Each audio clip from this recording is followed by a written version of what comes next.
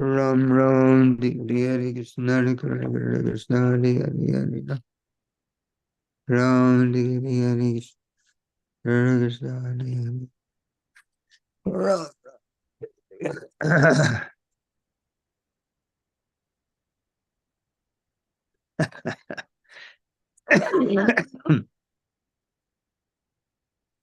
Hare Krishna. Prabhuji, Hare Krishna. Hare Krishna. We're live on YouTube already. Huh. So the floor is yours.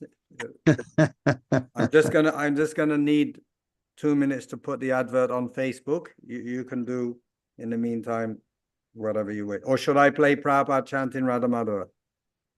Okay, that would be nice. Okay, good. Hare Krishna, Krishna Krishna, Hare Hare Ram. Ram Ram, Hare Hare Krishna, Krishna Krishna, Hare Hare Ram. Ram Ram, Hare Hare Krishna, Krishna Krishna, Hare Hare Ram. Nirmam Ram, Hare Krishna, Krishna Krishna Krishna, Hare Hare Ram. Nirmam Ram, Hare Hare Krishna, Krishna Krishna, Hare Hare Ram. Ram Ram, Hare Hare Krishna, Krishna Krishna, Hare Hare Ram. Ram Ram, Hare Hare.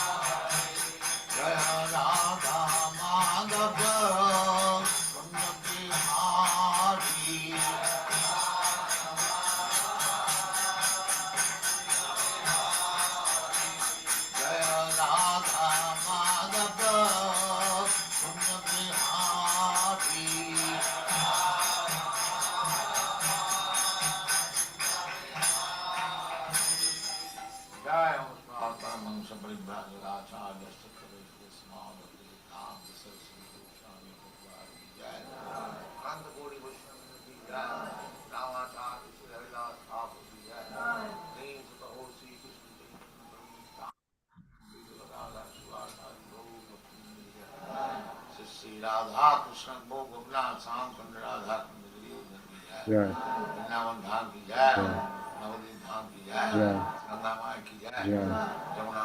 Jai. Jai. Jai. All glories to that. All glories to that. Thank you very much.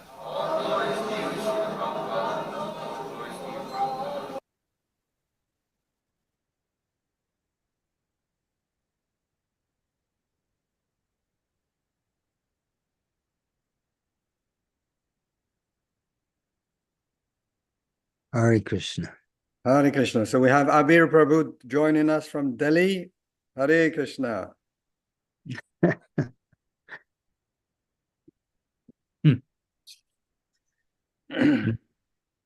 Namo Vishnu Padaya, Krishna Prastaya Bhutale, Srimate Bhaktivedanta Swaminiti Namane.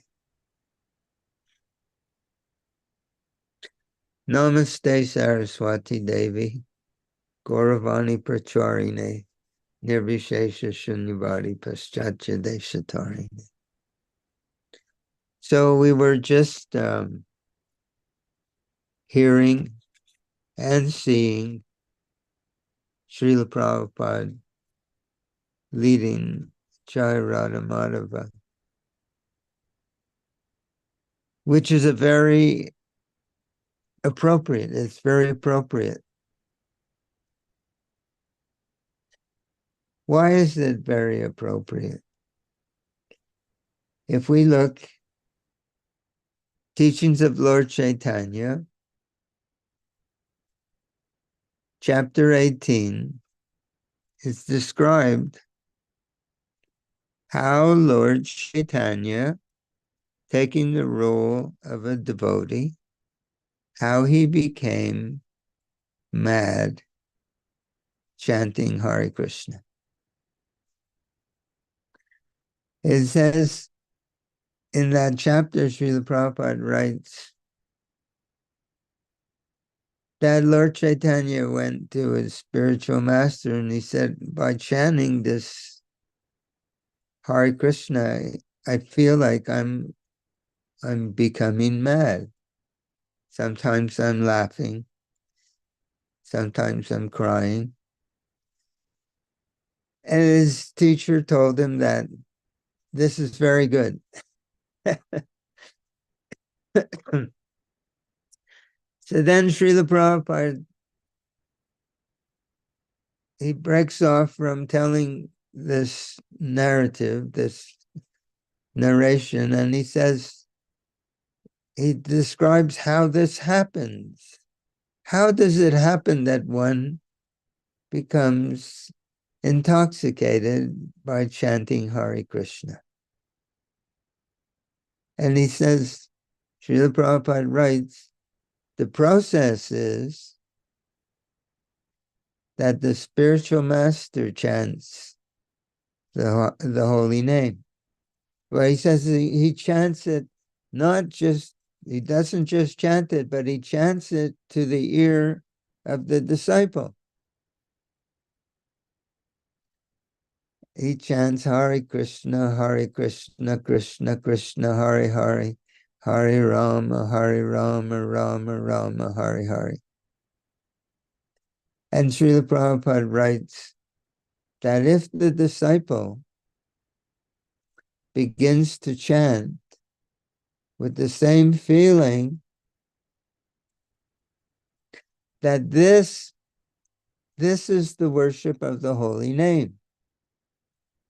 This becomes the worship of the holy name. When this student, that the spiritual master chants the Hare Krishna mantra into the ear of the disciple, and if the disciple chants with the same feeling, this becomes the worship of the holy name. We have the same thing in Sri Harinam Chintamani by Srila Bhaktivinoda Thakur. In Sri Harinam Chintamani, Hardas Thakur Lord Chaitanya is asking questions and Haridas Thakur is answering. It's all about the chanting of the holy name. So Haridas Thakur says that when the student, we're students, when the student or the disciple chants the holy name, in his mind, he should always have the spiritual master. But just how he should always have the spiritual master, this is again in teachings of Lord Chaitanya, that he should be trying to understand the feeling of the pure devotee. And in this way, chant, following in his footsteps. In teachings of Lord Chaitanya, at the very end of the chapter, it described again how Lord Chaitanya did like this, developing how one becomes progressively more intoxicated by chanting Hare Krishna. This is what again and again we read in our books, that one should engage in the activities of Krishna consciousness under the guidance of the pure devotee. This is his guidance. What is he guiding? What is he sharing with us? He's sharing his heart. Srila Prabhupada is sharing his heart with us.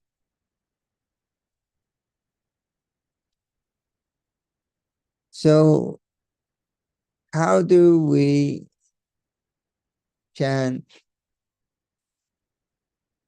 the holy name? Oh yes, in Nectar of Instruction, Srila Prabhupada writes that the disciple,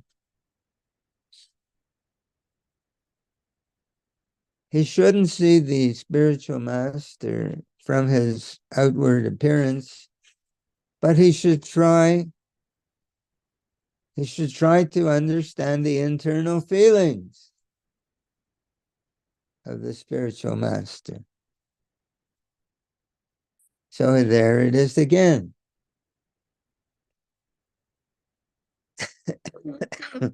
and as Haridas Thakur said, and when we're chanting Hare Krishna, we should always have the spiritual master in our mind, in our heart, because we're chanting Hare Krishna under his guidance. So, as Srila Prabhupada sometimes talks about this, he says, he talks about this mechanical chanting. He says, he used this very word. We have, he uses this very word that in one lecture, Srila Prabhupada says that the spiritual master, that the disciple is thinking, oh, I have this duty, chanting Hare Krishna. Okay. And then he chants very mechanically. And Srila Prabhupada says, no, not like that. Chant with priti, with feelings of love. So how are we going to get these feelings of love? That is why we chant, trying to learn to chant under the guidance of our spiritual master. Whether we're in kirtan or whether we're chanting japa, we should always be associating with our spiritual master. Srila Prabhupada calls it an apprenticeship program. An apprentice works under the guidance of his master. It's not simply a question of following instructions like a user's manual, but there's a personal relationship between the teacher and the student. Therefore, Srila Prabhupada uses words to describe the quality of that relationship. He says that the relationship between the spiritual master and the student should be very intimate. He uses this word, intimate. In another lecture, he uses a different word. He says that the relationship between the disciple and the spiritual master should be very thick, a very thick relationship. And in the 10th canto of Srimad Bhagavatam, Srila Prabhupada says that the student and the spiritual master, they need to have, in order for the devotee, in order for the disciple to begin to have love of Krishna, the disciple must have a heart-to-heart relationship, so that his feelings from his heart enter our heart. Because the goal of our life is to cultivate love for Krishna. So, but how can one have realization of Krishna? So there's this given, Premanjana Churita Bhakti Valochanena Santa Sadaiva Hridayeshu Vilokyanti Yam Shama Sundaram Achintya Guna Swarupam Govindam Adi Purusham Tamaham Bhajami Premanjana Churita Bhakti Vilochanena.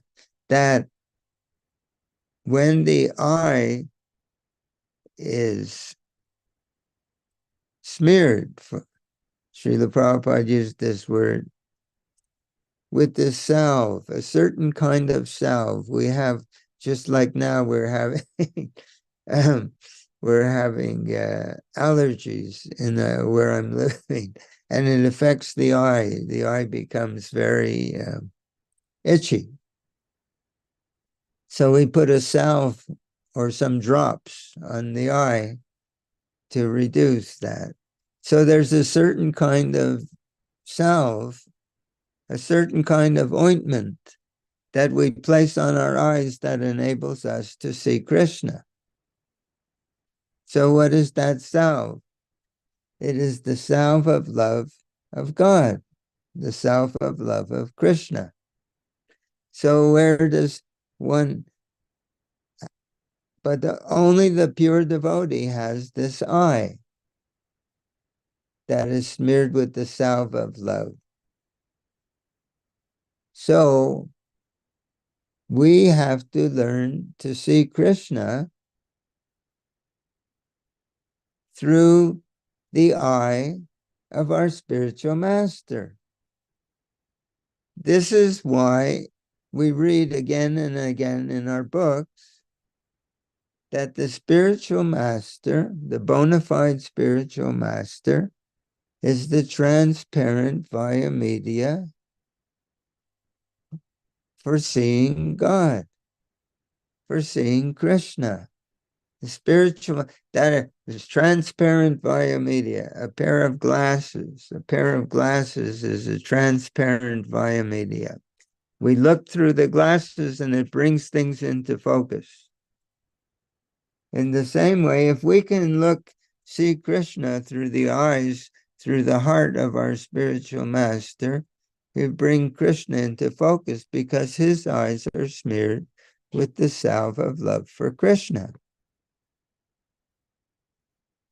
So so if we can chant with equal feeling, always chanting, never chanting the holy name separately, but under the guidance of our spiritual master as his apprentice. We're apprentice. As Srila Prabhupada said, apprentice. We're not chanting alone. We're chanting in the association of the pure devotee. We're chanting under the guidance of the pure devotee. We're chanting as his apprentice. We're not chanting. So how do we chant with equal feeling? So Srila Bhaktivinoda Thakur explains in his prayer in our songbook that disciple approaches the spiritual master and he prays. He prays like this. But just like we have in our morning prayer, every morning, Sri Guru Charana Padma, the lotus feet of our spiritual master are the only way by which we can obtain this pure devotional feeling in our heart, pure devotional service. How does this happen? We sing, Prema Bhakti Yaha Hoite Avidya Vinashayate. From him, this love of Krishna emanates, like sunshine emanates from the sun. This love of Krishna, we were listening, we were seeing, when we opened this program, we were seeing Srila Prabhupada and hearing him chant Jai Radha Madhava. You can see, if you look closely, that Srila Prabhupada has two moods when he's chanting. When he's chanting a line from Jai Radha Madhava, he goes inside. We can see how Srila Prabhupada, the feeling, the expression on his face is so beautiful. And then he comes out and he looks around the room. He's looking at his devotees. He's taking their authoritative role of the teacher again, just looking objectively. And then he's singing again, and he goes inside again very deeply. We should meditate on that. We should meditate like that to get some inkling of what is Srila Prabhupada feeling. Well, that should be our meditation. What is Srila Prabhupada feeling? And under his guidance, apprentice, because there's two ways of taking guidance. And we use this example again and again, that one can relate to all the instructions of the spiritual master like he's giving us a user's manual. When we get a new appliance, whatever it might be, there's a user's manual. And one can follow all the directions while having no personal relationship with the person who wrote the manual. But an apprenticeship program, as Srila Prabhupada says, we're in an apprenticeship program under his guidance. It's very personal. It's very thick. is very intimate. It's very heart to heart. And this way we chant Hare Krishna. This is the process of becoming Krishna conscious. Krishna consciousness is learning how to adopt, how to cultivate a different consciousness. Yes, there are activities in Krishna consciousness. We have prescribed devotional activities. That is the forms. We call them forms. 9 forms of pure devotional service. Shravanam, Kirtanam, Smaranam, Archanam, Bandhanam, Dasyam, etc. These are the forms, but where there's a form, there's content.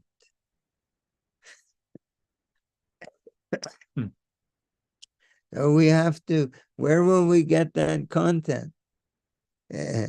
So we can't get to get that content, we have to have a thick, intimate, heart-to-heart relationship with Krishna's pure devotee. The Mahabhagavata pure devotee who is always in intimate association with Krishna. Krishna is always, there's not a moment that Srila Prabhupada is not in personal association with Krishna. And he's sharing with us in that way. We're his apprentice. We're learning not simply the forms, we're learning the content, the emotional content, this transcendental content. In Srimad Bhagavatam 1, chapter 25 of the first canto, 25th verse, in the purport, Srila Prabhupada explains. Why does he explain like this? Pure devotional service, quote, pure devotional service is as much infective. It's infective. In a good sense, Srila Prabhupada writes, it's infective in a good sense, just like an infectious disease. How do you catch an infectious disease?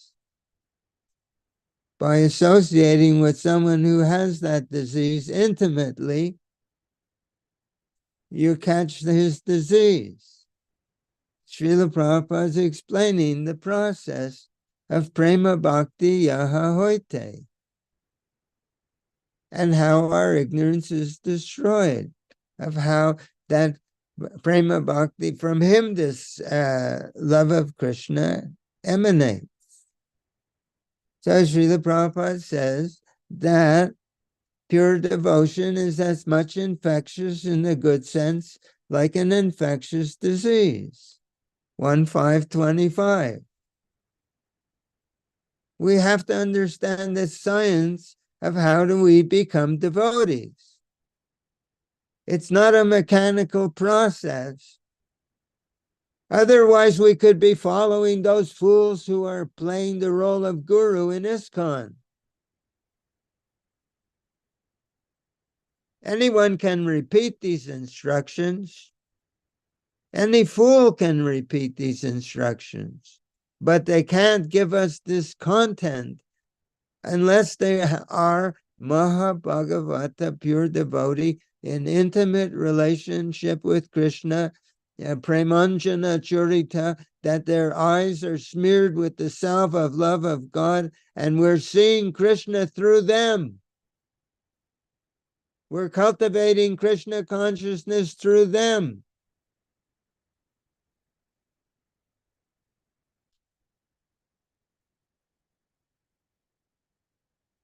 Srila Prabhupada writes, rather he speaks in one lecture, that the process of, see, I'm saying the same thing every talk, I'm saying the same thing because it's not understood. It's not being taught in the association of devotees.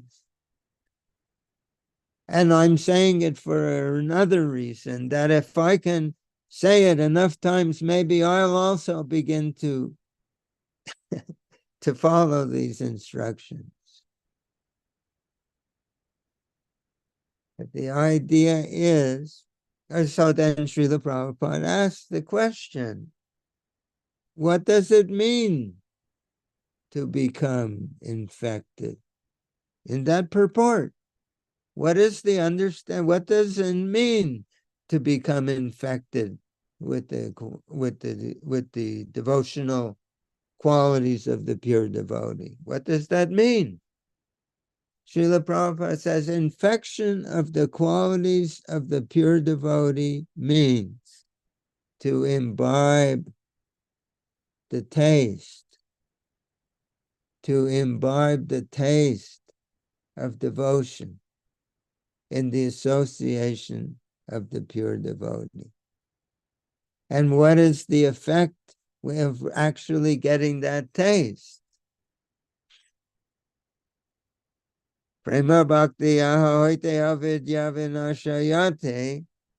He says, when we get that, from him Krishna prem emanates, by him ignorance is destroyed. What is that destruction?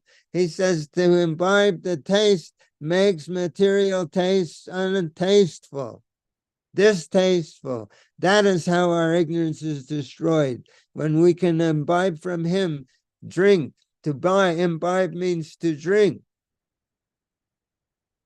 They go and imbibe. The people go to the nightclub or the bar to imbibe. And they become intoxicated. We imbibe the taste, a different taste. We imbibe the taste of love of God, of love of Krishna in the associate, and we become intoxicated. Makes that when we get that taste, it makes avidya vinashayate. Our ignorance is destroyed. How? It makes that other taste, material taste, unattractive. Then Srila Prabhupada describes the process. That he says, the neophyte, this is we're not talking about advanced Krishna consciousness because we can't. We cannot talk about advanced because we're neophytes. We're neophyte devotees. So Srila Prabhupada writes that the neophyte devotee imbibes the taste of devotion in the association of the pure devotee, the neophyte devotee. So, and Srila Prabhupada says, the neophyte, what is the meaning of initiation? Diksha. He says, the meaning of initiation, Srila Prabhupada writes in the 10th canto, the meaning of initiation is the establishment of a heart-to-heart connection, relationship, a heart-to-heart relationship with the pure devotee, bona fide spiritual master. That's initiation. That's the very beginning of our spiritual life. That's the very beginning of the process. We're not talking anything advanced. We're talking about the basics of the science of how we become a devotee. A devotee is someone who has devotion. Devotion has come from the heart. And how are we going to get that heart? If we have a heart-to-heart relationship with someone who has love of Krishna, we can imbibe the taste, which makes material tastes unattractive.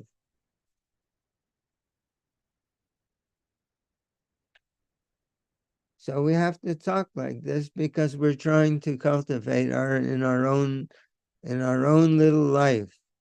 In our own ignorance, we're trying to come to this platform, so we want to discuss it in the association of devotees. Even we say, oh, how do I do such a thing? Even we feel a little bit incapable. Simply to understand conceptually that this is the path of becoming a devotee. That's a huge step forward, because then as one begin Tesham Satata Yuktanam. And that Krishna, Srila Prabhupada explains, even if one doesn't understand in that purport, Bhagavad Gita 10:10. Krishna will help us within our heart. When we want to move in that direction, Krishna will help us to understand how to open our hearts to Srila Prabhupada. He's our teacher. He's our spiritual master. He he has an intimate relationship with Krishna, and he's come here to share that with us. So Srila Bhaktivinoda Thakur writes in his poem, Gurudev, how one begins to chant Hare Krishna with feelings of devotion under the guidance of the pure devotee who has Premanchana Charita, whose eyes are smeared with the salve of love. How he is the transcendental, through him, the transcendental via media by which we can see God. How can we see God? Only those who have love for Krishna. Krishna reveals himself. So Srila Bhaktivinoda Thakur writes in his prayer, Gurudev, he says, the student approaches the spiritual master. And he prays like this. He says, I offer you all respect. We approach with great, great humility. We're helpless and we're blind, and our hearts are filled with material desires. I offer you all respect, for thus I may have the ability to understand your feelings, your devotional feelings. I offer you all respect, for thus I may have the energy. In our songbook, it says the energy, Shakti, the energy by which I can know you, the energy by which I can know you correctly.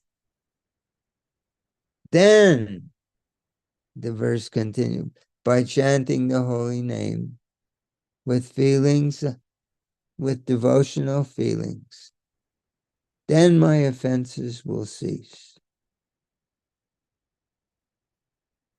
You go to Chaitanya, Sri Chaitanya Charitamrita by Krishna Das Kaviraj.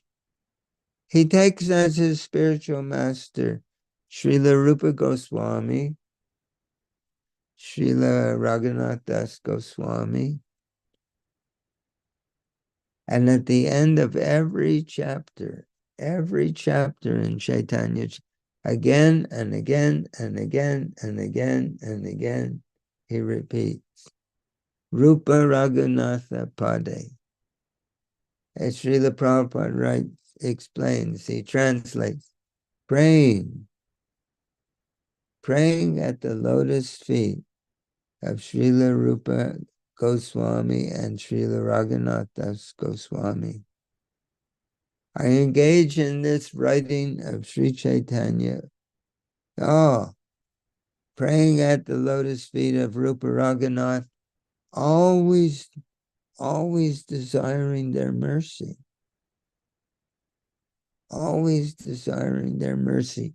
There's one prayer in our songbook where it says, "Oh, my spiritual master, if you examine me, you'll find no good qualities. Your mercy is all that I'm made of. And if you're not merciful to me, all I can do is weep." So we always praying for, when Srila Bhaktivinoda Thakur writes, "Oh, you are always tasting the nectar of the name. You're always in ecstatic Krishna consciousness, chanting Hare Krishna and tasting, you're feeling Krishna's association, Krishna's presence in the sound vibration of the holy name. When will I hold your lotus feet until the end of time?" That means Srila Prabhupada uses the term, the phrase, fixed up. When will I hold your feet, lotus feet, until the end of time? So that is the humility by which one, I offer you all respect, for thus I may have the energy by which I can know you correctly. To know you correctly means to understand your heart, your heartfelt feelings of love for Krishna. Why are all these evidences in our books? Because this is in our books, in our songbook, in our prayers, in everything, again and again in the lectures. Why? Because this is the way one becomes a devotee. This is the way we become devotees. Hopefully. I offer you all respect for this. When will I hold your feet until the end of time? When, oh, when will this day be mine? So we're talking about it. We're talking about it because, so Srila Prabhupada says, now, it's not that chanting Hare Krishna is useless. If Srila Prabhupada says, well, actually, Srila Prabhupada used some very strong words. He says, he explains what is niyamagraha. It means that, he says, niyamagraha, it has different meanings, but one of the meanings is, niyamagraha means to engage in these practices of devotional service without the heart of it, without feeling it, just doing it mechanically, just chanting, Hare Krishna, Krishna Krishna, Hare Hare, Hare Ram. In this lecture, Srila Prabhupada chants very mechanically, and he's imitating us. He says, no, not like that. He said, pretty with love. So he says, so in another lecture, he says, there's niyamagraha, to chant mechanically without the feeling. He says, he explains that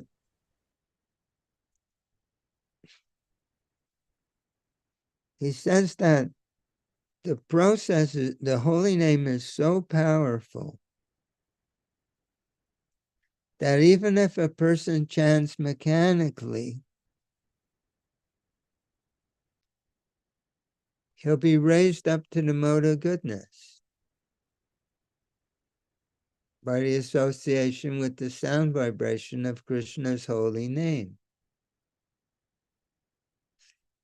He'll be raised, and Srila Prabhupada speaks, he says, he will experience, quote, a mitigation of the superfluous, unwanted miseries of material existence. Even by chanting the holy name mechanically, without any feeling, one will experience a mitigation of the unwanted, superfluous miseries of material existence. So we can engage in enthusiastic kirtan, enthusiastic japa, and we'll feel uplifted. But Srila Prabhupada says, in this way, one will not reawaken. In this way of mechanical chanting, even though there is even though we feel a degree of liberation and we feel good. In this way, thus mechanical chanting, niyamagraha, will not serve to reawaken our dormant love of Krishna, even though it makes us feel good, nice, liberated, relieved, anxieties evaporating. But so to reawaken our dormant love of Krishna is to chant under the guidance of our spiritual master.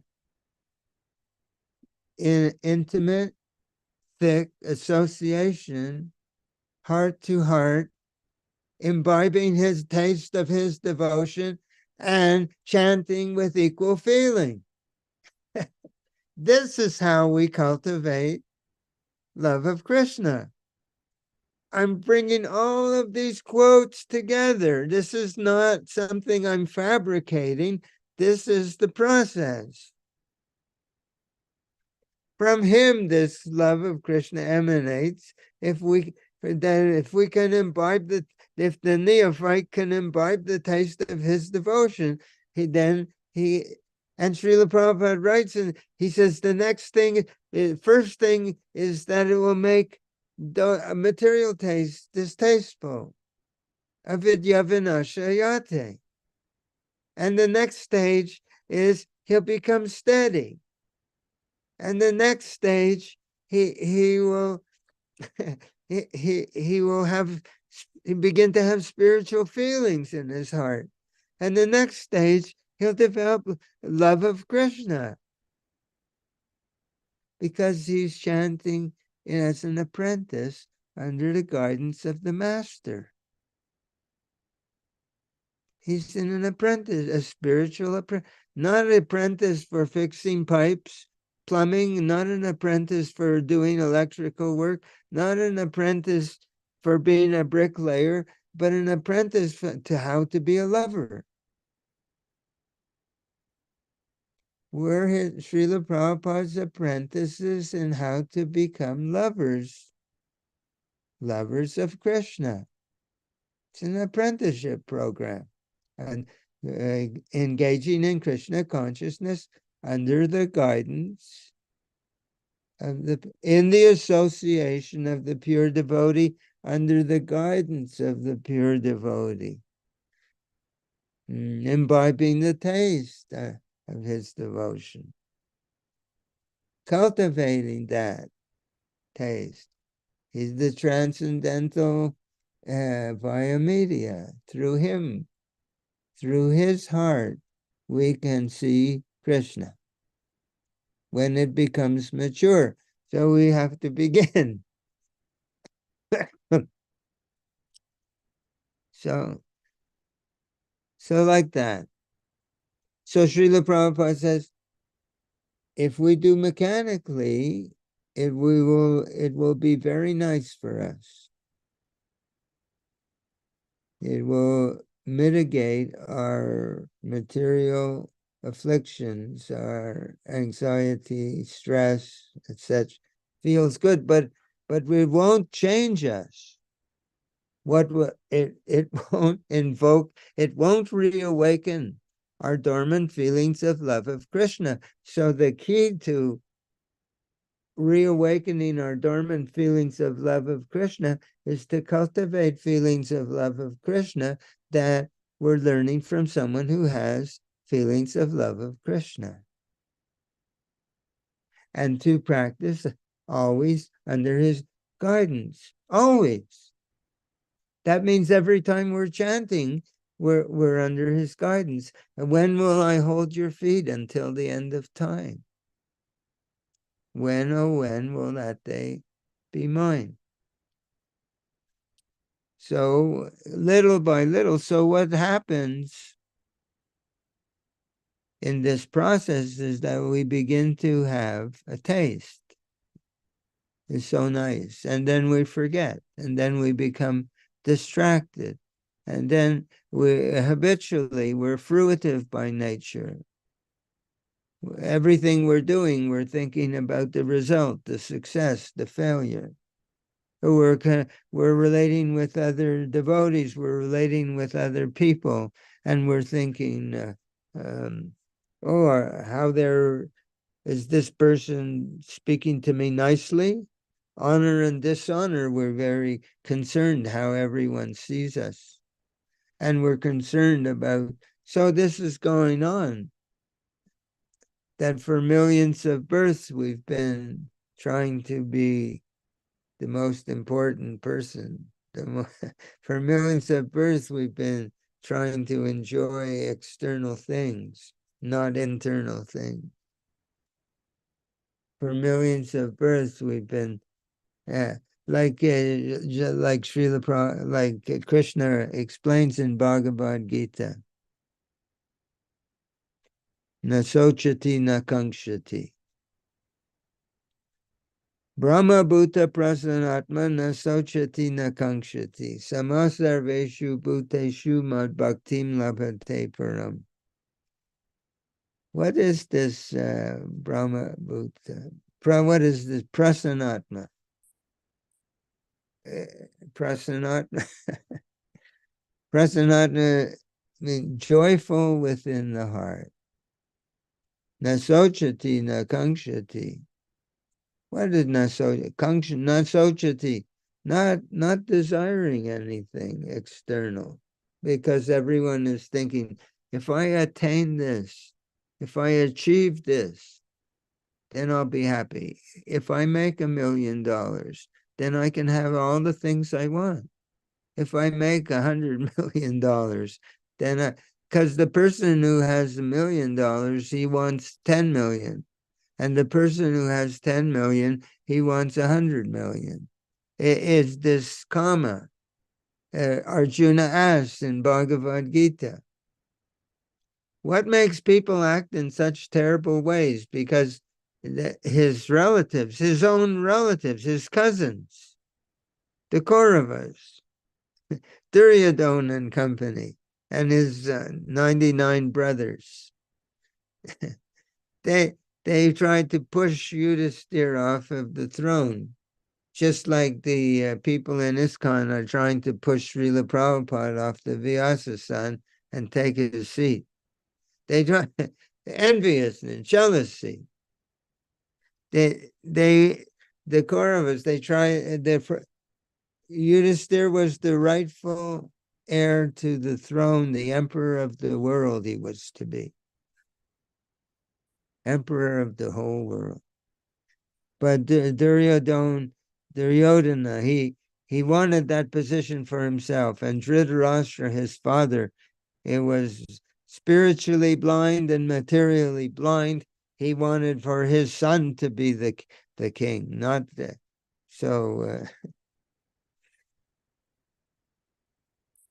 this is jealousy. So this is hankering. This is wanting. So Krishna says, na sochati na kankshati.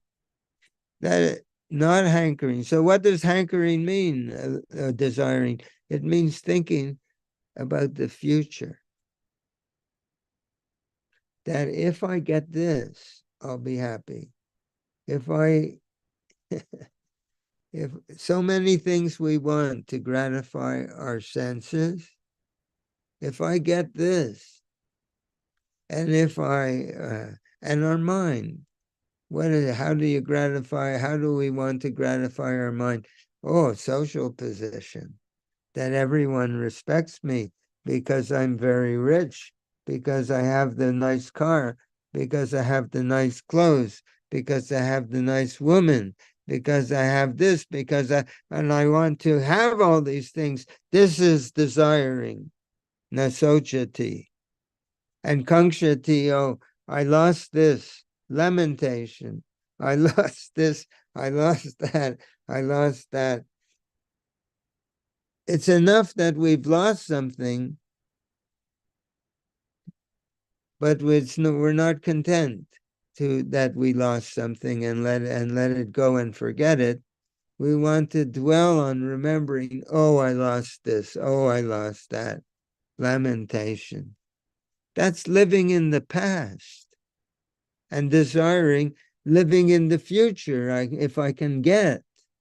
And lamentation, oh, I had this and I lost it. I'm living in the past. Where's the present? So, so Krishna says that if you can come to the position of not living in the future and not living in the past, na sochati, na kankshati, mad bhaktim labhate param. Krishna says, then you can become a devotee. We can't become a devotee when our minds are in the future, desiring, and our minds are in the past, lamenting. So Krishna is in effect saying that to be a devotee, one has to live in the present moment, not in the past, not in the future. How does one live in the present moment? When he's satisfied within his heart. Why is one in the past and in the future? Because the heart is not satisfied, and the mind is always groping for satisfaction. The mind is looking outside of itself, not understanding that spiritual fulfillment is inside job. It's thinking that satisfaction is outside job. By arranging my circumstances, by attaining this. If only it had been different, I would have this. This is called materialism. So, so Krishna is saying, so how does one? There's a process how to develop, come to the liberated stage. The heart has to become progressively.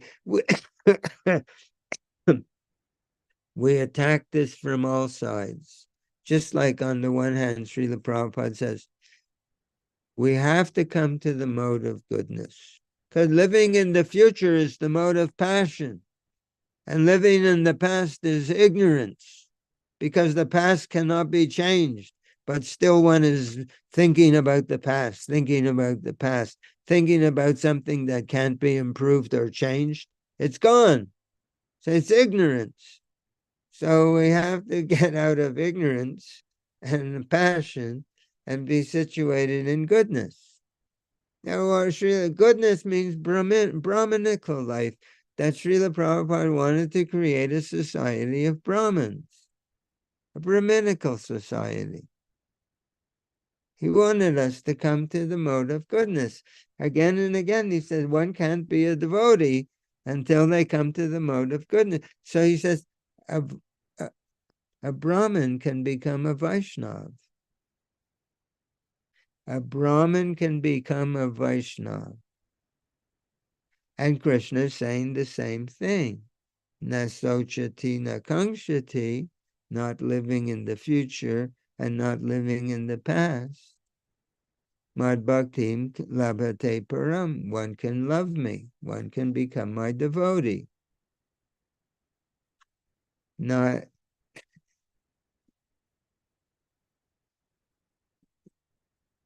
not living in passion and not living in ignorance, one can be in a Brahminical. not hankering and not lamenting, one can become a devotee. A Brahmin can become a devotee because his heart is not chasing after material things, illusory objects of affection. Krishna actually, so in verses 51 to 53 in the 18th chapter, Krishna describes a whole process in those 3 verses, how one cultivates the mode of goodness. The first sentence in Srila Prabhupada's purport to 1851 to 53 is that when one begins to understand the science of Krishna consciousness, he keeps himself in goodness, because goodness enables him to become realized. He begins to understand himself, experience himself as spiritual substance. In other words, when the mode of goodness is really deepened, one begins to experience himself as spiritual energy. What is the symptom of experiencing ourselves as spiritual energy? The symptom of experiencing ourselves as spiritual energy is that we begin to understand that the happiness we've been looking for in the future and the past is right there in the presence within our heart. That's what means prasanatma. Brahma Bhuta Prasanatma. One comes to the spiritual platform, Brahma Bhuta, and feels joyful within his heart. It's in all of us. The only reason we're not feeling it is because, because our mind is furtively grasping over the things of the future and the things of the past. It's so busy trying to chew the chewed, in which there's nothing, no substance, no juice. Krishna says to Arjuna, it's so lust, that it's this self-centered desire, which is the it burns like a fire, and the more we try to feed it, the bigger the fire becomes. That the more we try to enjoy ourselves materially, the more diluted, the more we become.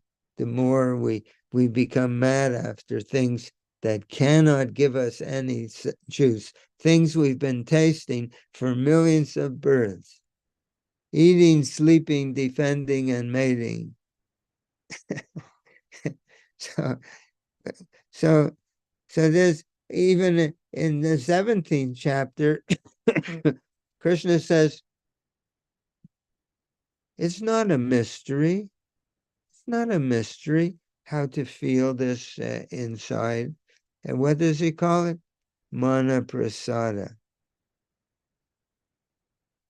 Mana prasada.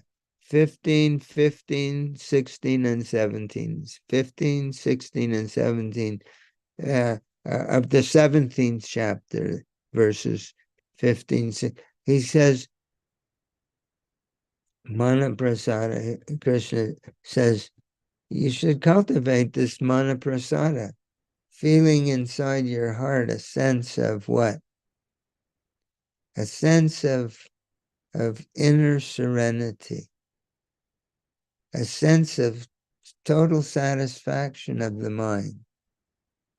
And you know what Krishna says in 17:17, he says, you know, there are people, if you go online, they're teaching these processes, how to feel the satisfaction inside, but there's a difference. They're doing it because they want to feel good. But Krishna says in 1717, you can go there and you can see, Krishna says, you practice this to please me. I want you to practice this. You in the Bhagavatam, in the Krishna book, to please the Supreme.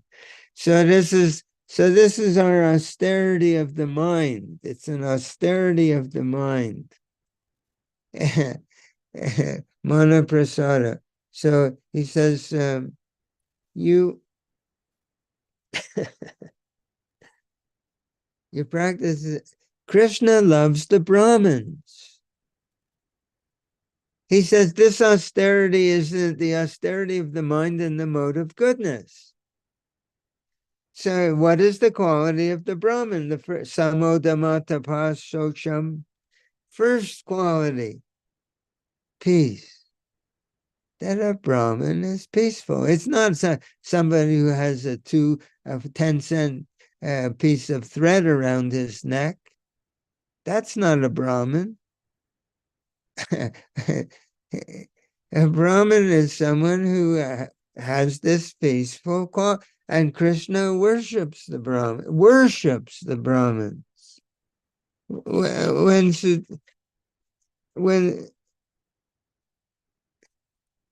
When Srimati Rukmini Devi, she sent Krishna a Brahmin messenger. They want me to marry this other person. I have no taste. I want to be your wife. You be my husband, Krishna. There's no one else but you that should be. He said, come and get me. Come and kidnap me. So when Krishna receives the Brahmin, he puts the Brahmin on his own bed, sitting. He gets up from his bed. He puts the Brahmin on his bed, and he begins to massage the Brahmin's feet. And then he brings the Brahmin all kinds of delicacy, nice things, fruits and things to eat. And when the Brahmin falls asleep and Krishna is still, he's massaging the Brahmin's legs. And when the Brahmin's awake, he's asking the Brahmin, is everything going nicely? Are you maintaining this internal satisfaction? Is expressed in about 2 pages on this subject that Krishna loves us when we are internally self-satisfied, because only a Brahmin can become a devotee. Mad bhaktim labhate. Nasochati nakangshati. Mad bhaktim labhate param. When you're not hankering for something outside, and you're not lamenting about things that have passed, crying over spilt milk. Will it save the milk? That's why it's called ignorance. Then Krishna says, then you can, mad bhakti, then when you give up. So this is called austerity of the mind. What is the austerity that you have to give up? We think of austerity, giving up something pleasurable. Hey, Krishna said, give up being miserable. Accept the austerity of not being miserable all the time, wishing you had something and lamenting you lost something. Practice that austerity of giving up being a miserable person. That's our austerity. So austerity of the mind.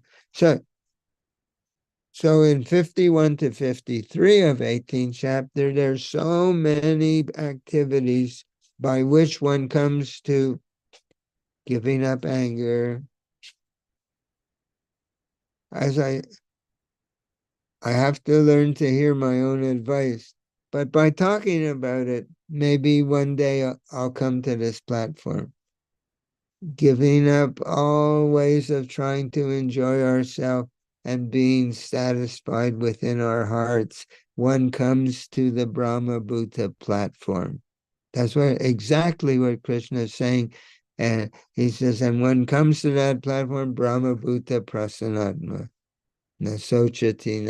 When one would come joyful within the heart, no more hankering, no more lamenting. And when he sees his own spirituality, how does he see the world? Srila Prabhupada uses this phrase, Atmavan manyate jagat. Atmavan manyate jagat. Jagat is the universe, the whole world. Atmavan. When the heart, when the mind becomes like, when we begin to experience our own internal beauty, we see everyone else like that. Sama sarveshu bhuteshu. He says, when one becomes joyful within the heart, Brahma Bhuta, no sochati, no kangsha, no more hankering, no more lamentation.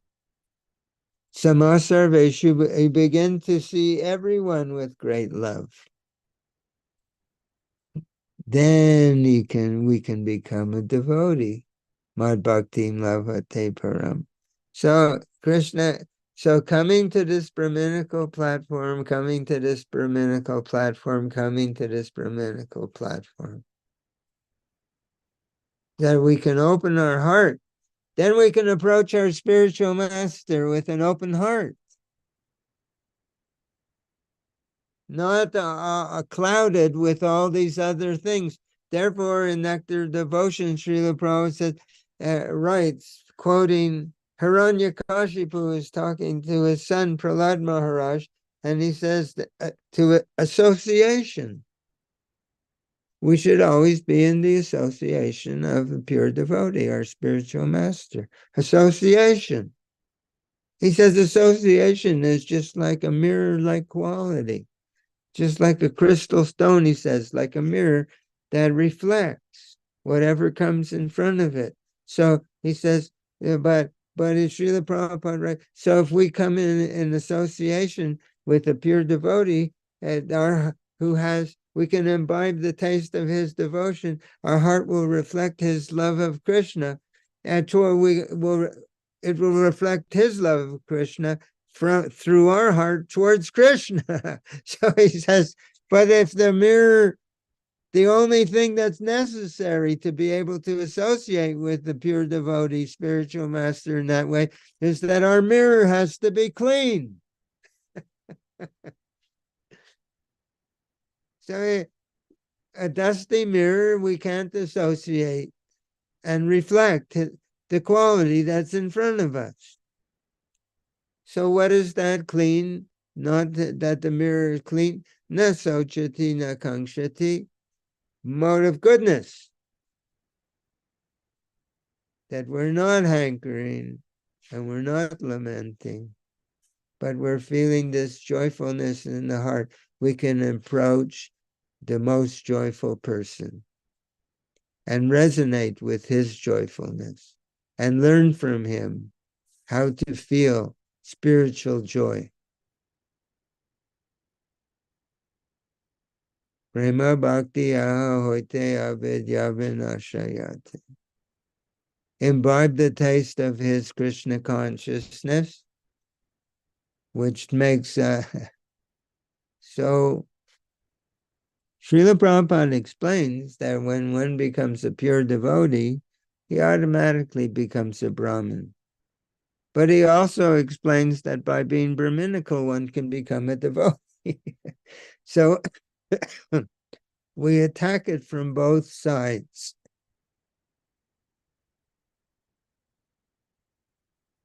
So as we're serious, like Srila Prabhupada says, having a spiritual master is not a fashion or a fad. Oh, I'm initiated. I have a spiritual master. Yeah, people are running to have spiritual masters. They're getting spiritual masters who don't know Krishna and can't share love of Krishna. If we have a spiritual master who has love of Krishna, but we're not becoming his apprentice, we're no better positioned than someone who has a bogus spiritual master, an ISKCON spiritual master. Why do we have to have a Mahabhagavata devotee, as a pure devotee, as our spiritual master? Because only he can share his love of Krishna with us. That's how we cultivate our love of Krishna. That's how we reawaken our love of Krishna. We learn to practice Krishna consciousness under his guidance. This is the process.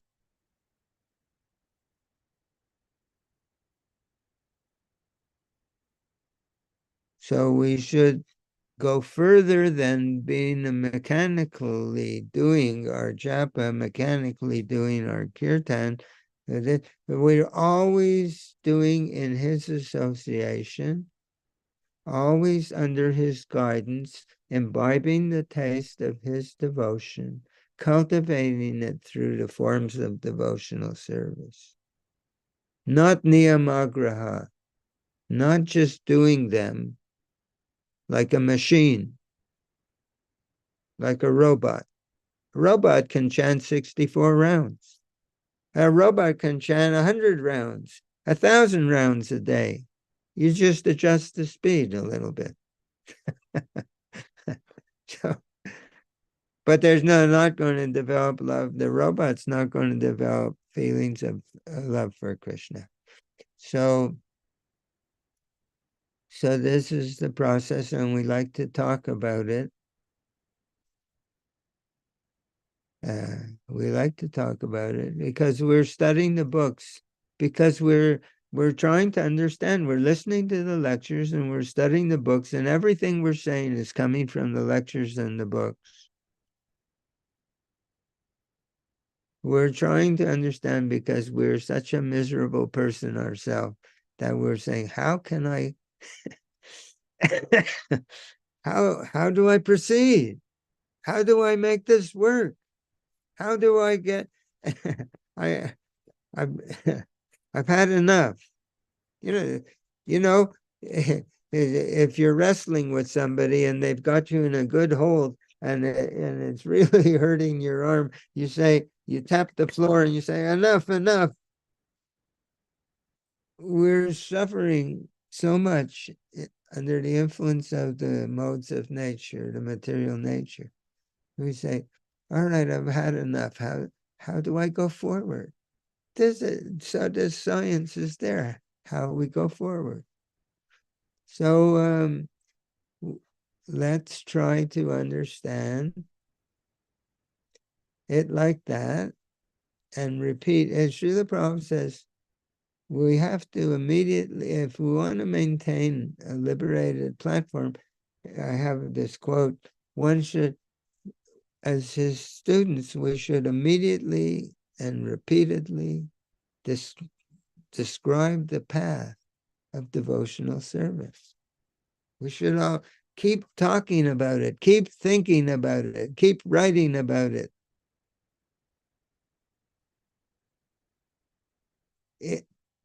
In each other's association, except for with other devotees, we can't talk about these things. Only with other devotees, our God brothers, Mataji. Keep this alive. It's an orientation. When you go to get to learn a new job or something, or there's an orientation, how to go about it, how to adopt the right clothes, the right dress, the right this, the right that. It's an the science of Krishna consciousness, it's an orientation towards how to become a devotee. So we're trying to discuss the process and share it. And we're also trying to learn it, and we're trying to practice a little bit. According, as we begin like that, we will forget.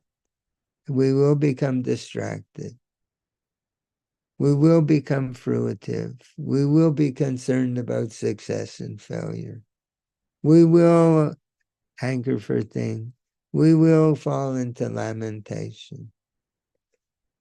But if we've had just a little taste while doing our sadhana of being in Srila Prabhupada's association and chanting for his satisfaction, feeling his pleasure, feeling his presence, we will want more. And we'll come back. We'll come back because we know that this is what I've been looking for. We'll come back because we'll know that this is what it means. Haha Prabhu Kora Doya Deho More Pada.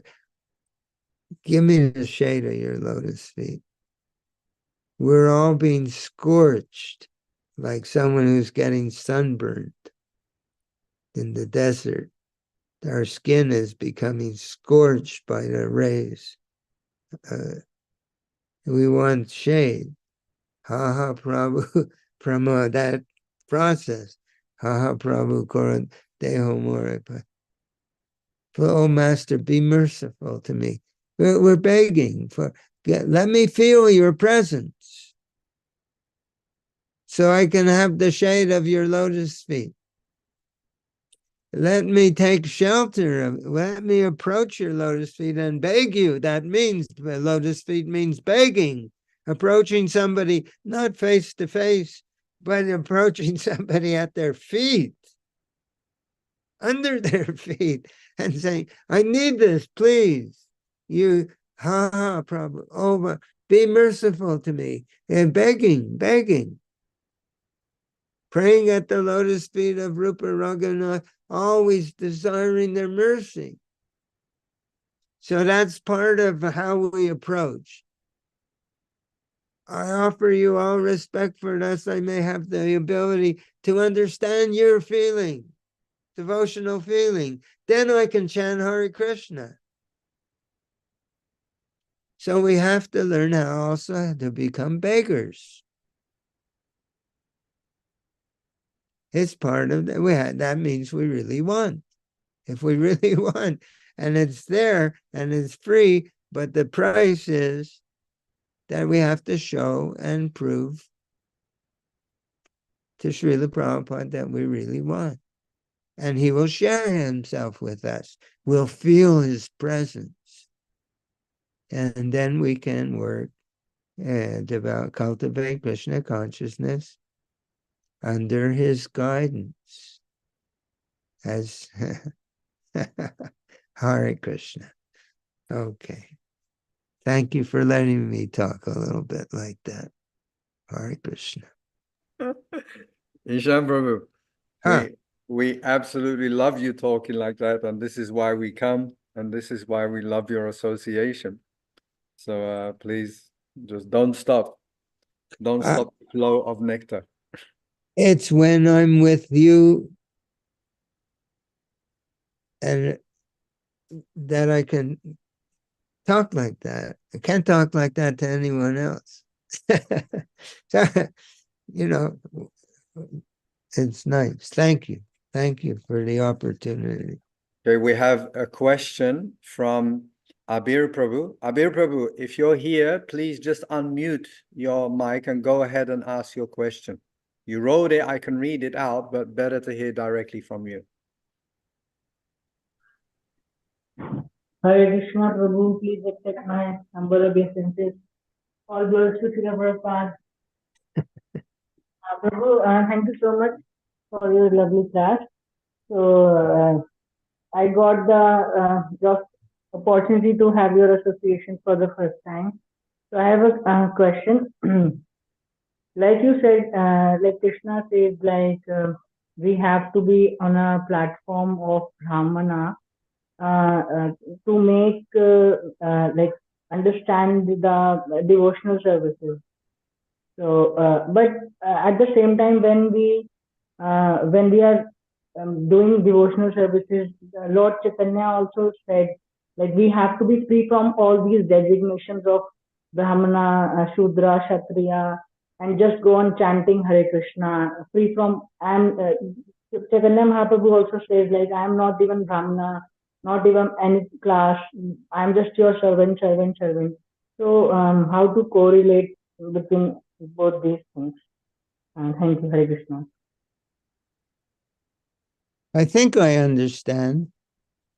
In other words, tell me if I understand. I'm going to repeat what you're telling me, and you tell me if I understand your question. That Lord Chaitanya says, I'm not a Brahmin, I'm not a Kshatriya, I'm not a Vaishya, I'm not a Sudra. I'm simply the servant of the servant of the intimate associates of Krishna. And on the one hand, and on the other hand, I am saying in this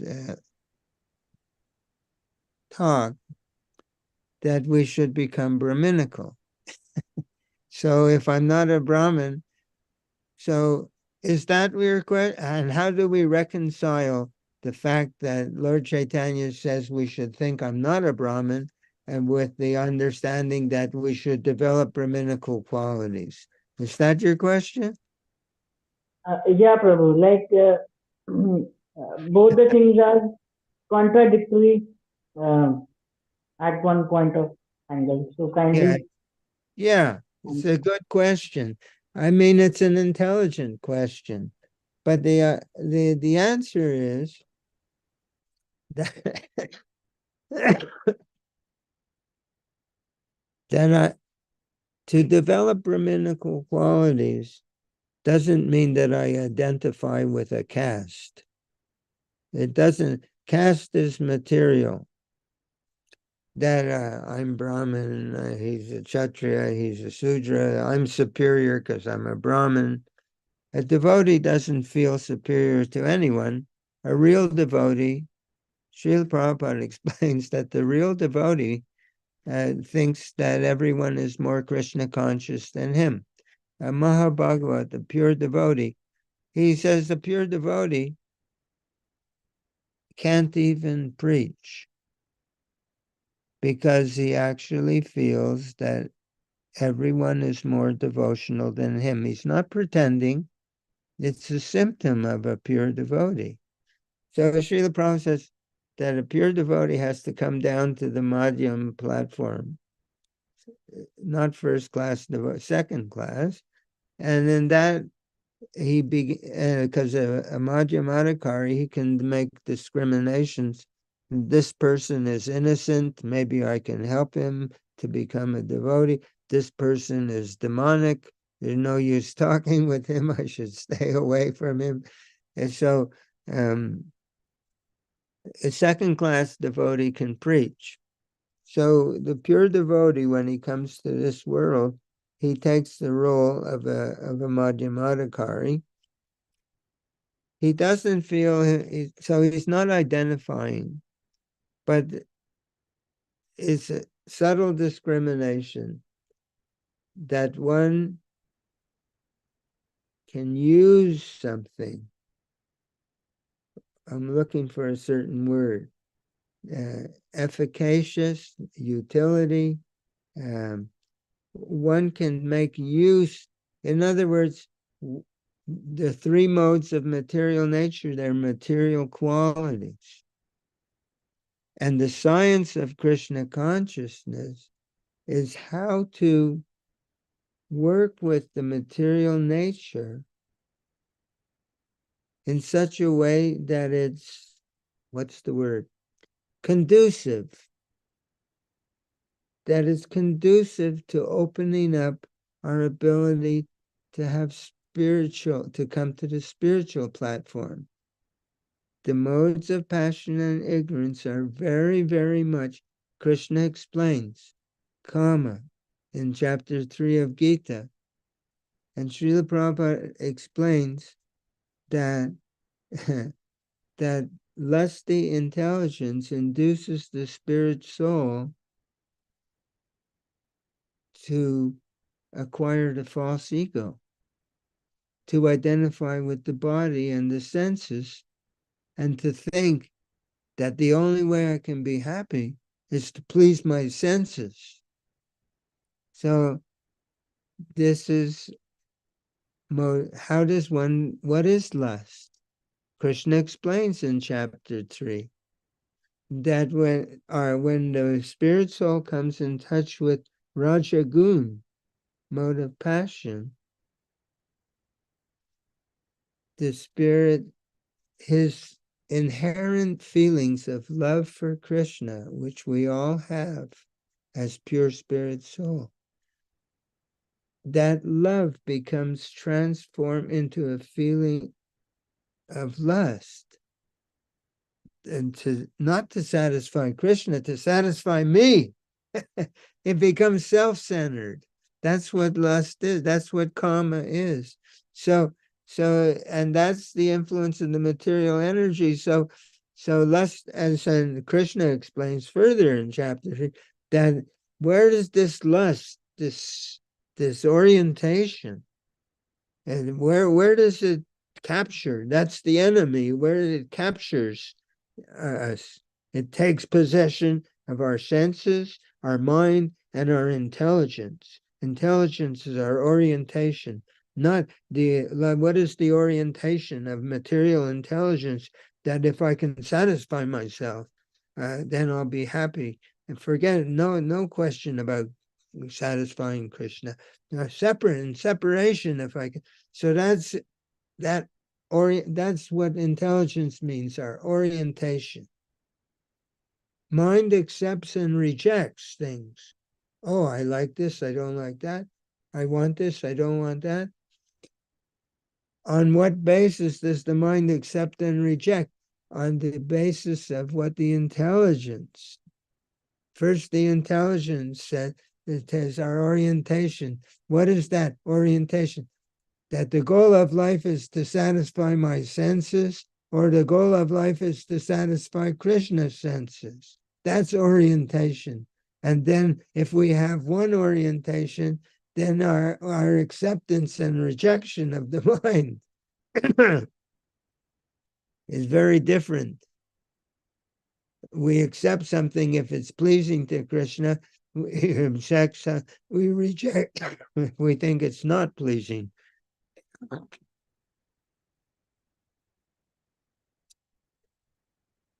But if we have lusty intelligence, then we accept something if it satisfies my senses, and we reject something, the mind rejects if it doesn't satisfy my senses. So Srila Krishna is explaining, so Srila Prabhupada, Krishna is explaining that this lust takes over, or occupies it, the enemy, it takes over our intelligence. So Srila Prabhupada says, lusty intelligence induces the spirit soul to identify with the body as me, and to have the conviction that what's going to make me happy is to satisfy my senses. But this is the influence of the mode of passion. When one comes to the mode of goodness, mode of passion is self-centered. Mode of goodness, what do we see in the person who's in goodness? Humanitarianism, philanthropic work, altruistic work. The people, what? That people need clothes. Let's give them clothing. People are hungry. Let's distribute food. People need education. Let's open up schools. People are sick. Let's have free medicine for everybody. This is mode of goodness thinking. A Brahmin, a person in goodness, he, instead of wanting to please himself selfishly, he takes happiness in the well-being of others. That's a Brahminical quality. So what the difference between a Brahmin and a Vaishnava is, a Brahmin wants to please everybody. A real Brahmin is a servant of the society. He wants to please everybody. Everyone. And so under the guidance of a pure devotee, says, you take this serving mood, the serving mood, instead of the selfish mood of passion, in the mode of goodness, it becomes a serving mood. You take this serving mood, the pure devotee says, and you should know that it's not meant for people directly, it's meant for Krishna. You can transfer your serving mood to Krishna. So in other words, because you already have this taking pleasure in the happiness of another, this is the serving mood. This is the meaning of love. Taking happiness in the pleasure and the happiness and well-being of other. But the real other is God, Krishna, and we're his part and parcel. Like leaves on the tree. The leaf wants to give water to itself. All the leaves, but it doesn't work. There are a few Brahminical leaves, they want to water the other leaves, but they can't make them, they can't give them the ultimate. But if one leaf waters the root, he's serving all the leaves. So this is the way to take this serving orientation, which arises in the mode of goodness,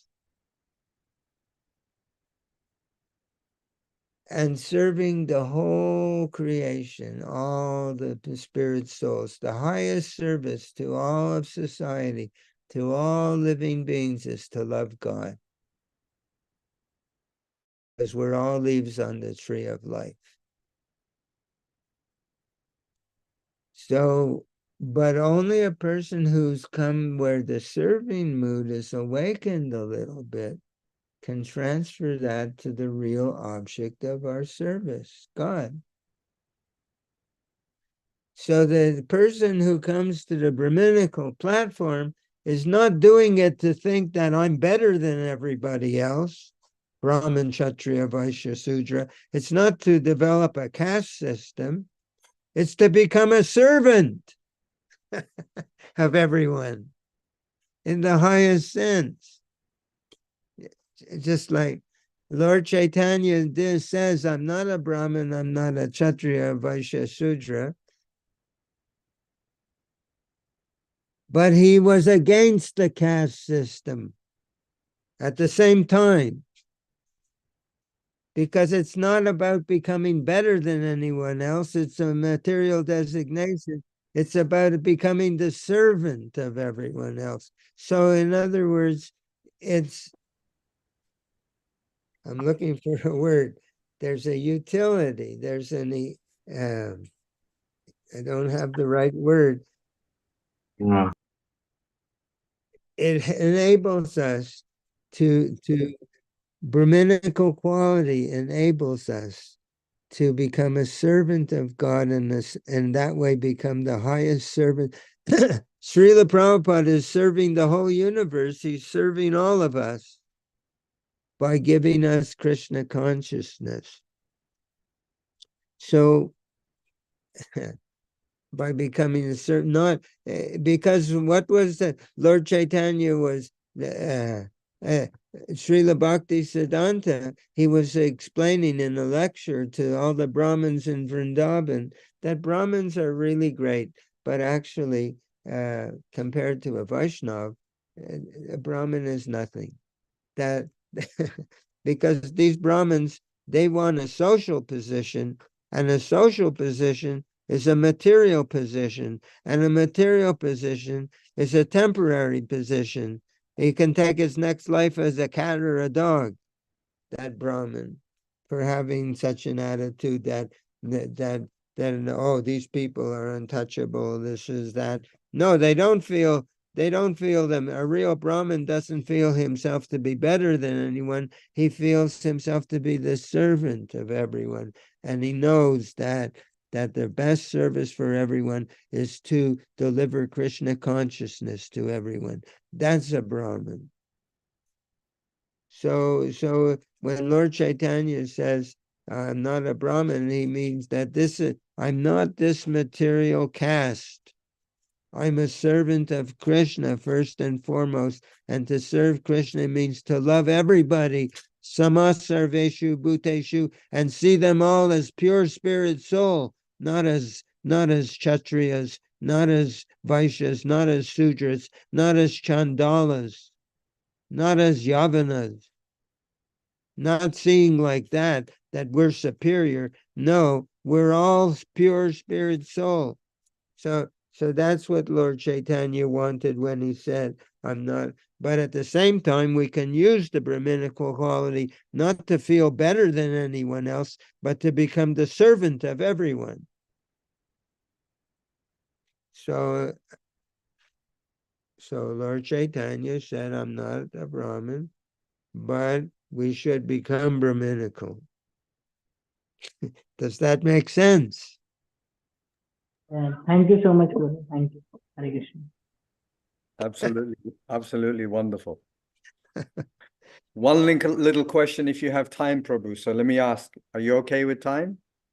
Yeah, if I I might get a call that I have other things to attend to, household, but please go ahead. You bring up so many wonderful points, and you also then go ahead and explain them and clear them very nicely. So really thank you for that.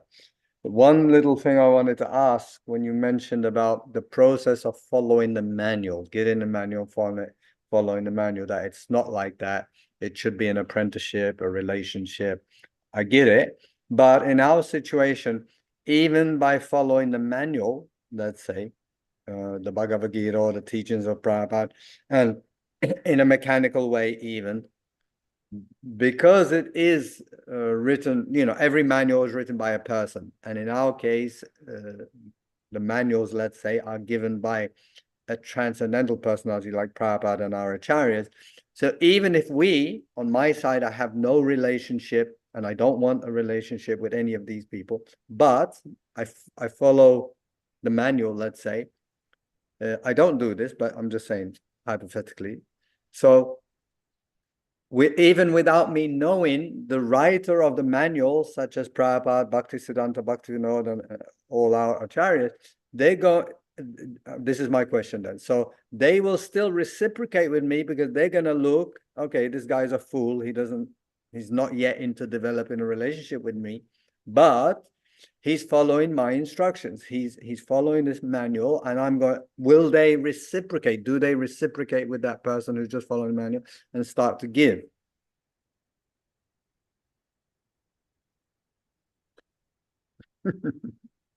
No, it's a very nice question. I mean, I'm thinking about it.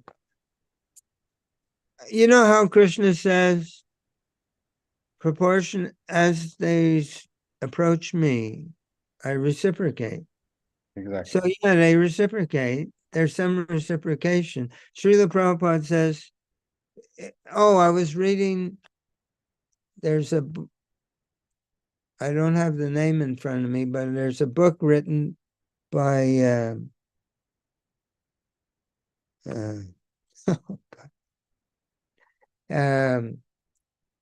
let me get the book.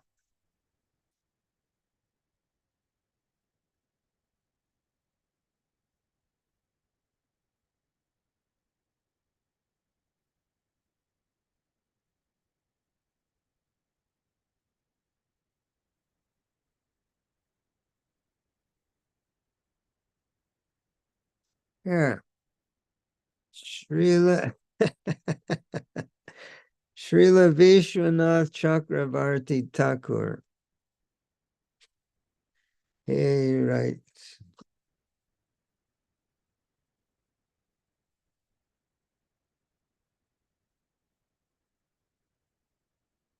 Srila Vishwanath Chakravarti Thakur. Madhurya Kadambini. Madhurya Kadambini. So he talks about these things. He shows all the different steps that the neophyte goes through like that. And he says, even chanting mechanically, the benefit is so great. I can't, but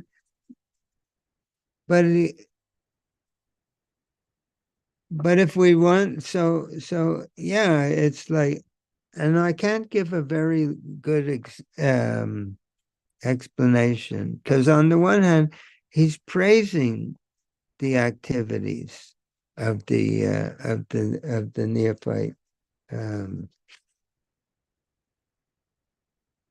He calls them showers of nectar.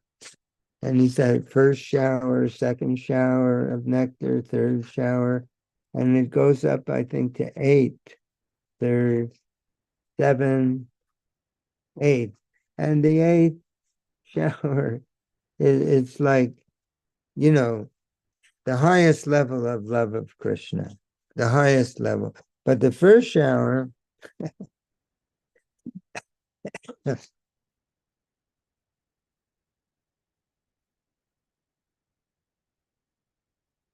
okay.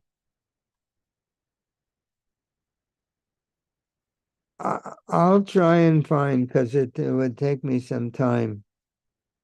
But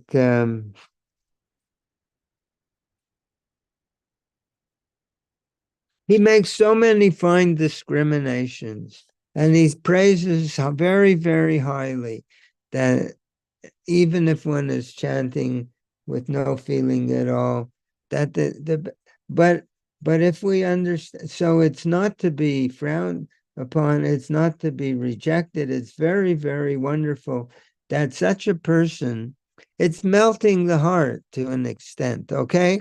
It's melting the heart. And as the heart melts, one will, just like all the things we're talking about today, they're in the books. But how many people are talking about these things? So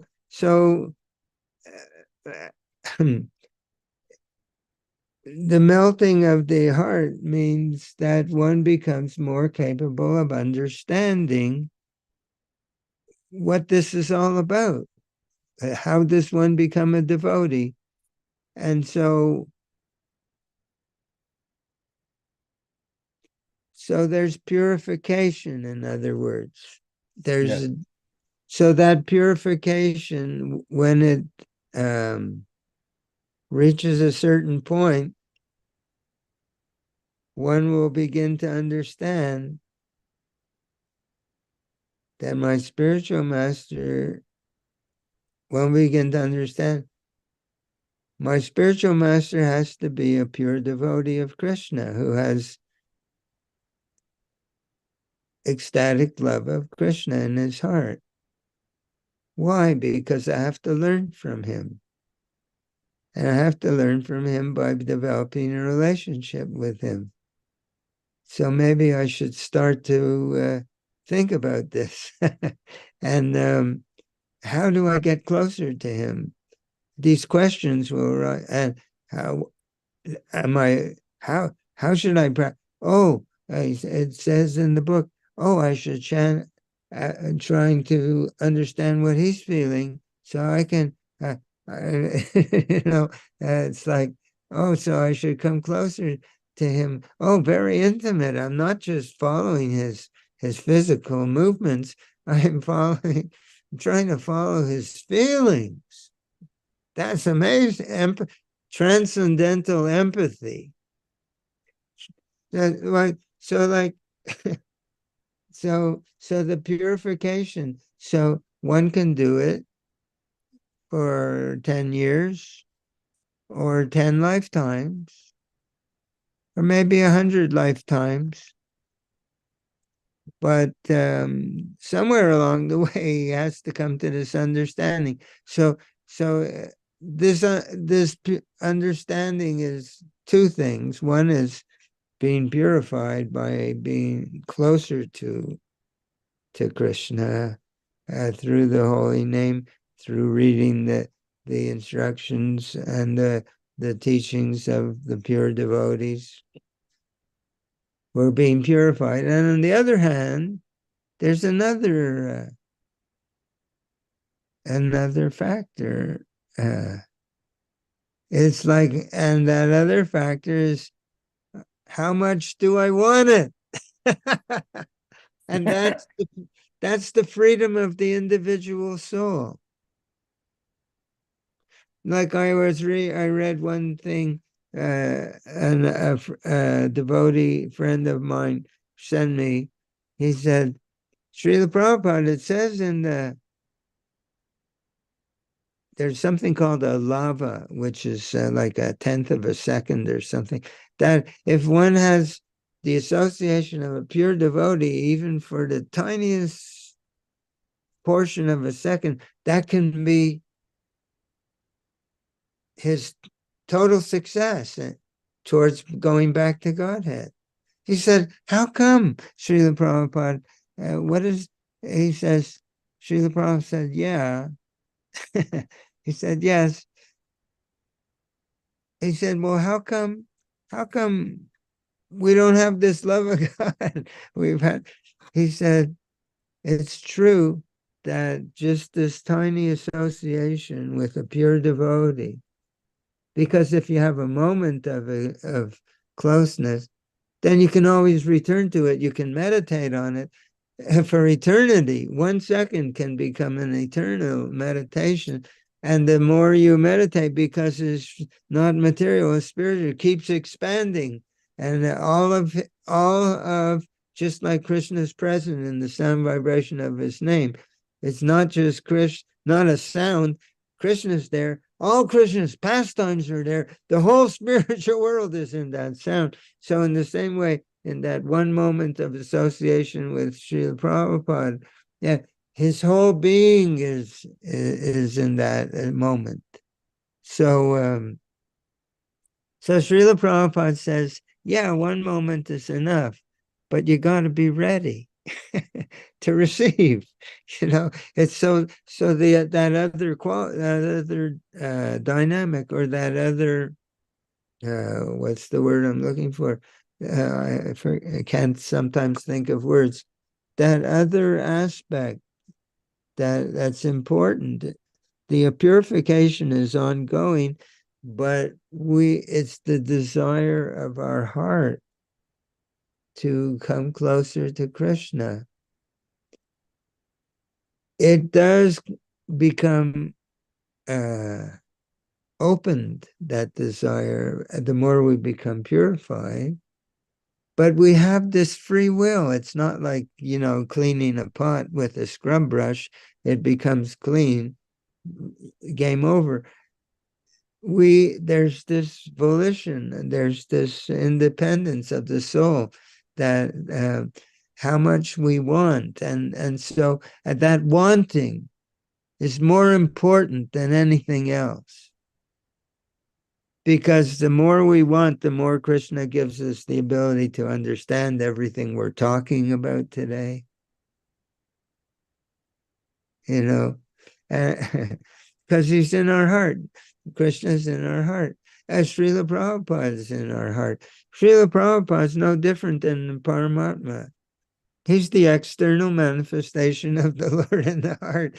And we look at him as a separate human being, but he's the all-pervasive supersoul, or at least he's empowered, Shaktya Vaishavatar, to take that function.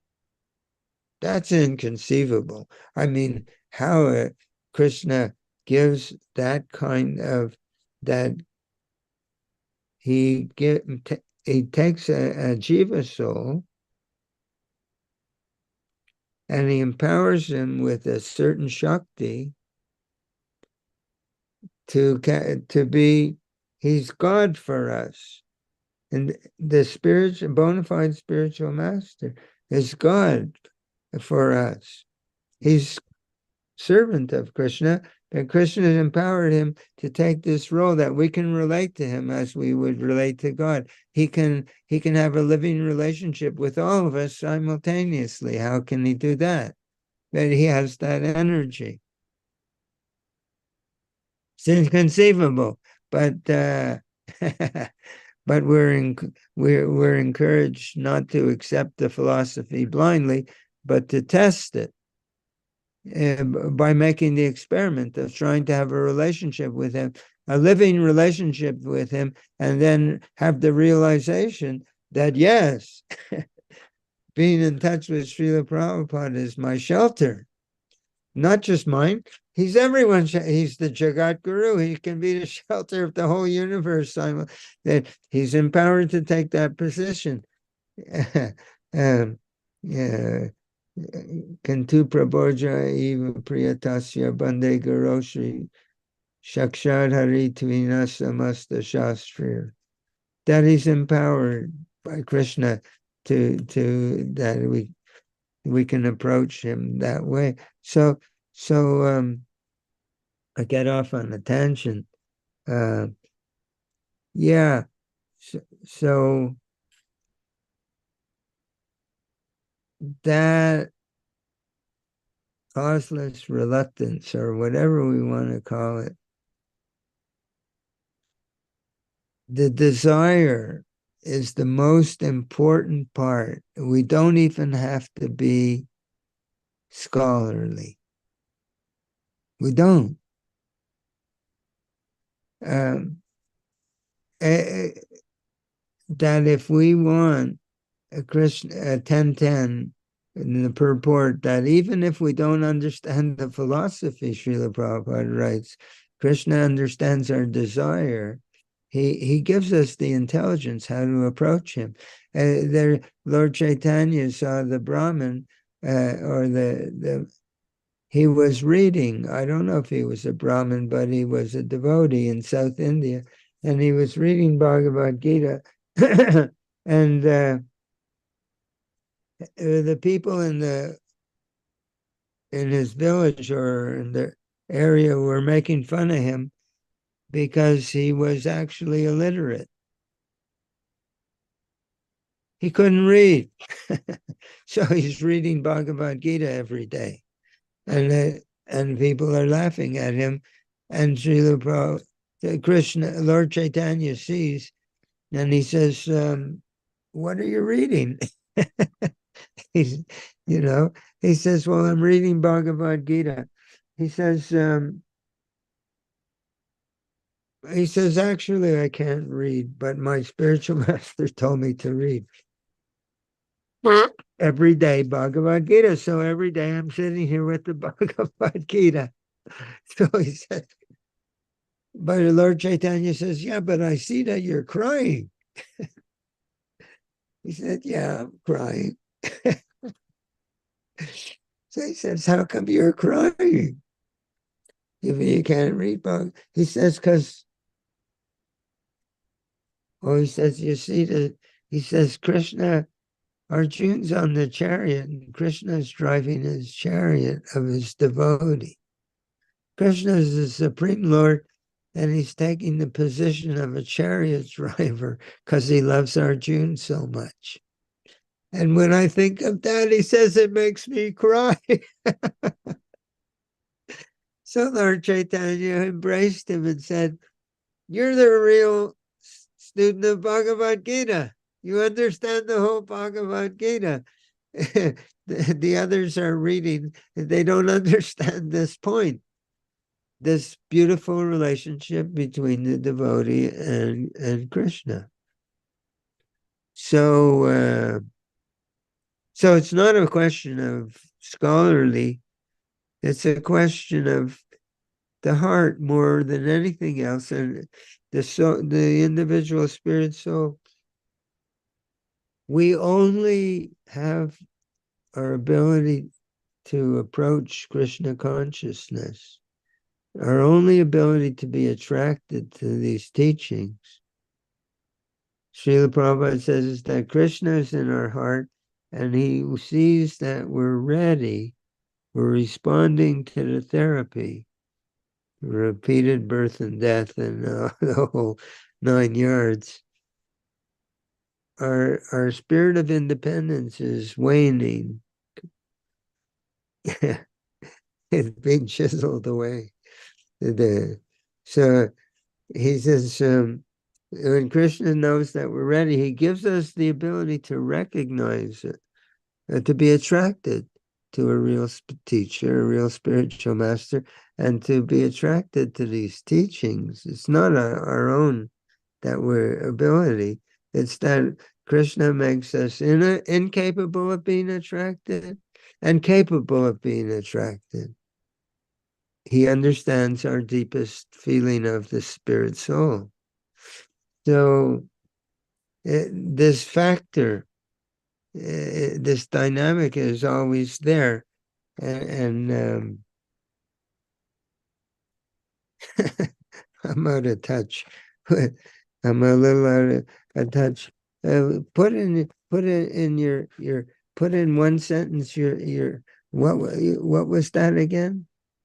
You were saying? What, the question? You already answered it fully.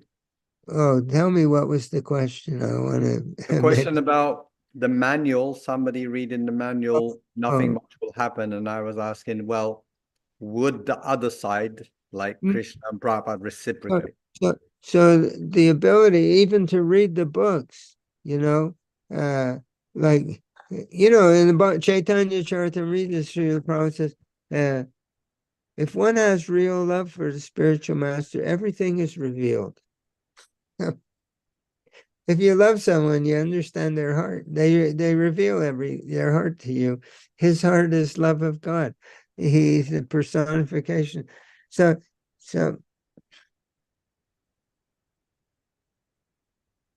every ability to understand, to be attracted to chanting, to be attracted to reading these books, and how much we understand these books, and how it's all given to us in response to our desire. So that's the biggest factor. And a person we can be in this sadhana bhakti stage because a pure devotee, as he advances up into bhava and whatnot, I shouldn't talk about these subjects because it's not my jurisdiction to talk about these subjects. But Srila Vishwanath Chakravarti says he doesn't do any.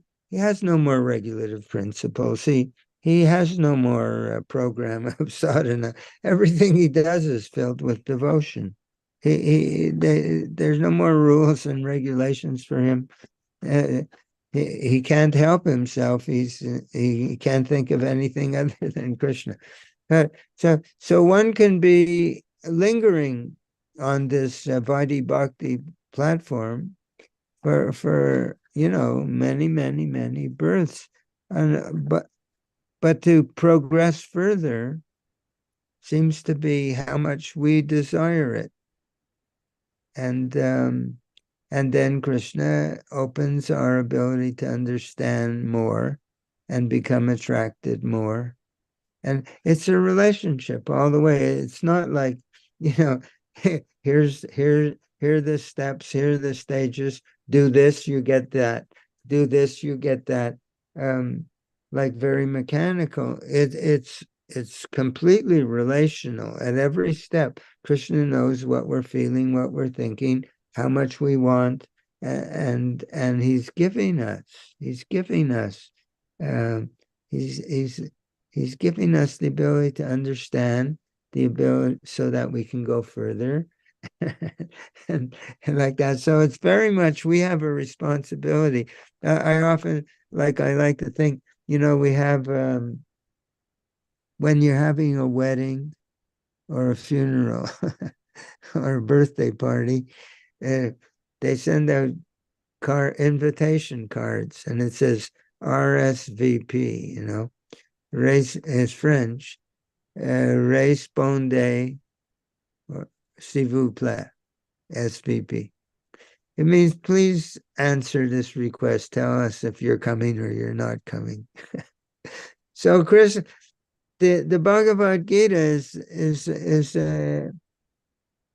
it's actually an invitation card from Krishna, and he says RSVP. You want to come, and if you don't want to come, it's an invitation. It's an open. He said, "You love me, I'll take away all your."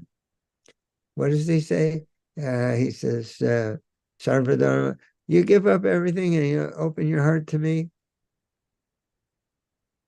Mame kam aham tvam sarva papebhyo mokshayishyami. I'll remove the whole covering of the material nature that's over you. I'll take the whole thing away.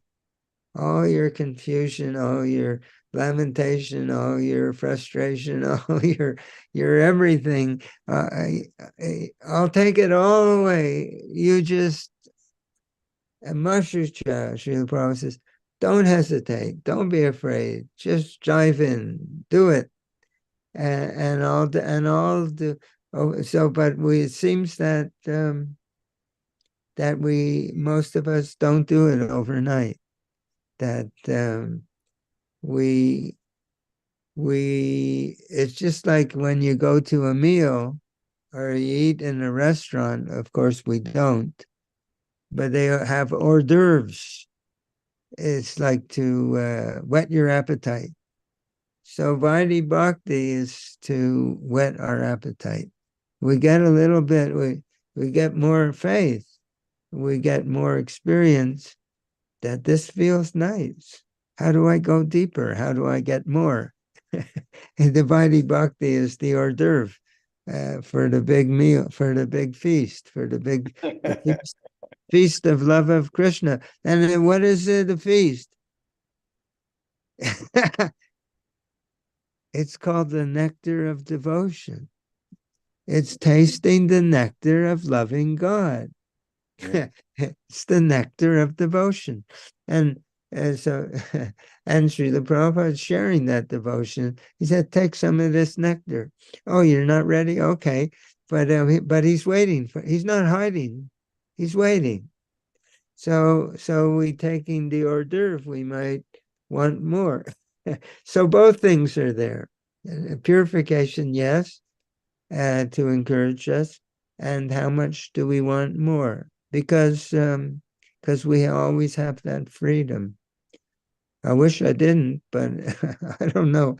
I'm a fool, Srila Prabhupada says you put a dog on the throne or the Vyasa-san and you throw a bone and the dog is off, runs off. The Vyasa-san is chasing the bone. So we have to become the dog of our spiritual master. I think there's one Vaishnava prayer like that. Kukur is called, to become your dog. Like the dog, how a dog is. He loves his master so much. He's always looking. The master's talking to somebody else. The dog is looking at the master, wagging his tail, looking up. And if the master throws something, he's off run. All he can think about. That's the way we got to become the dog of our spiritual master, little by little. But we won't want anything else. It's not a sacrifice. It's like because we begin to taste the nectar of devotion. Yeah, I've been thinking about that phrase a lot. The nectar of devotion. It's the name of a book. But what does it mean? It means It doesn't mean that by doing something, we will get something else. It means that in the moment that our heart has a devotional feeling, there's a simultaneously sweet feeling of nectar. That's amazing. In other words, that's why Srila Prabhupada says you can be Krishna conscious in a second. That because, or less than a second, because the devotional feeling, there's a nectar associated. It means that loving material things, they don't love you back. You know, my money, my bank account, my credit card, my house, my job, my social position. We're loving these things, but they don't so we're never satisfied. We want more. It's not enough. Never enough. But loving the real object of our affection, because those things are material and we're spirit, and material can't reciprocate with us. Loving feelings, it's dead matter. So we're trying to have a relationship with dead matter. It doesn't love us back. So, but when we love Krishna and Krishna's devotees, pure devotees, it's alive. We feel it's like watering the root of the tree. Immediately you get the water. It's instantaneous. Immediately there's a reciprocation. It's only a metaphor, but it's so there's a nectar that's not in loving material things. There's a nectar in loving spiritually. It comes right back to you. And the more we love, the more we feel bliss, spiritual bliss. This is the promise. So to make the experiment. So, or Srila Prabhupada says, you can't, he says, you understand the philosophy, that's good, but it's like licking the outside of the bottle of honey. He said, you got to get inside the bottle and get the taste of that honey. So there's a nectar of devotion. There's a sweet taste to it, and that makes us want more. And so Srila Rupa Goswami Prabhupada, he named his whole book, Bhakti Rasamrita Sindhu. Rasa is the taste. Rasamrita, the eternal taste. Sindhu, ocean. There's an ocean of taste, an ocean of nectar. And how do you get that taste? Bhakti. Bhakti Rasa Amrita Sindhu, the nectar of devotion, tasting. Getting off on my tangents again, but yeah.